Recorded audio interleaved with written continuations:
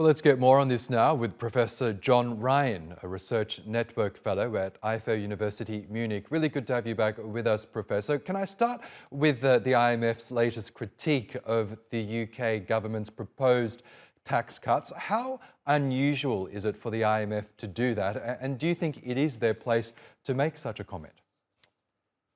Right, I think it was interesting the program that you just showed about the IMF's reputation and taking that into context for the IMF to step into a country like the United Kingdom and criticize so clearly and pointedly that this was not fiscally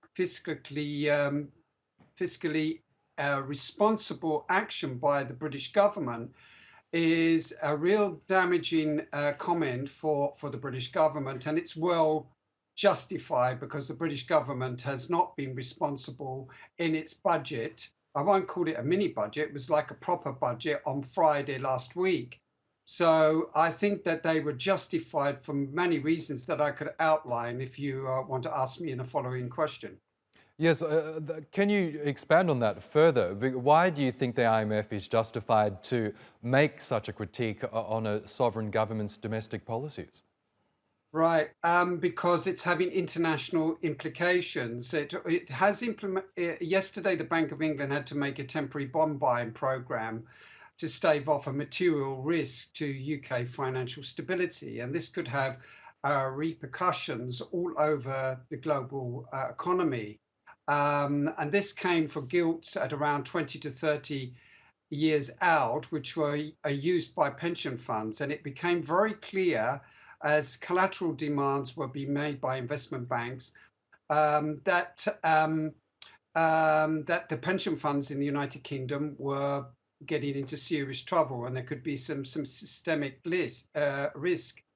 The British government on Friday did not get an independent view of its policies from what was called the Office of Budget Responsibility. It bypassed that. Sort of in this announcement they made, fiscal discipline collapsed, what was going to happen yesterday was that there was going to be insolvencies in many private pension funds. And so what would happen then? The pound is going down, inflation is going up, there's lower investment, there's trade imports that are coming in that are going to be more expensive because it's going to cost the British government more and British businesses more to actually get those imports in. There's going to be a current account deficit. And the pensions, people were told to go for private pensions because public pensions in the United Kingdom are one of the worst in the OECD. So people have to go and supplement their public pensions with private pensions. And this looked like it might be in trouble yesterday. And on top of all that, British economy is very interest rate sensitive because of the housing market. So what we're looking at now is we could have a lot of difficulties in the housing market as interest rates goes up to something like 6% by next year, maybe earlier.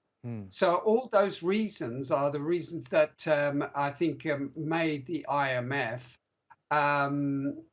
comment like this. And I think there is understandable worries in the United States, globally, about the way that the British government is behaving. Okay, Professor John Ryan, we will have to leave it there, but it was great to get your analysis on this issue. Thank you again for joining us.